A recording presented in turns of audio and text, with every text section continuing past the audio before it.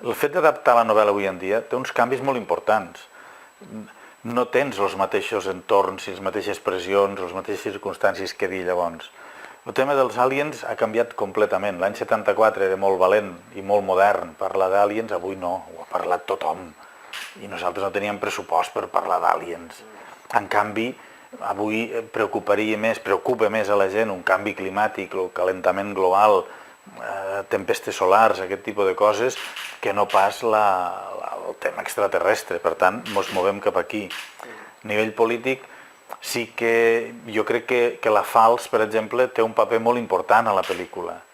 I qui vulgui que la llegeixi. A mi no m'agrada, no sóc dels que m'agrada explicar la pel·lícula perquè jo he volgut dir això. Jo ja he fet la proposta, la meva proposta és aquesta, i aquí tens la pel·lícula, i la Fals té un paper a la pel·lícula.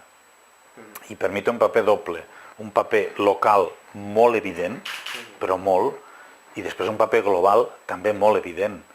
Entre d'altres coses, la Fals és l'eina de la revolució, de tota la vida, és l'eina del pagès.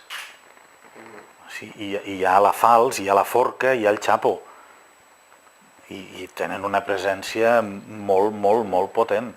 La pel·li té un enorme homenatge a la pagesia i a la ruralitat, des dels paisatges, hi ha uns paisatges que són fruit d'això, del pagès, i estan ensenyats amb molt d'orgull, cosa que penso que molt freqüent no és, lamentablement.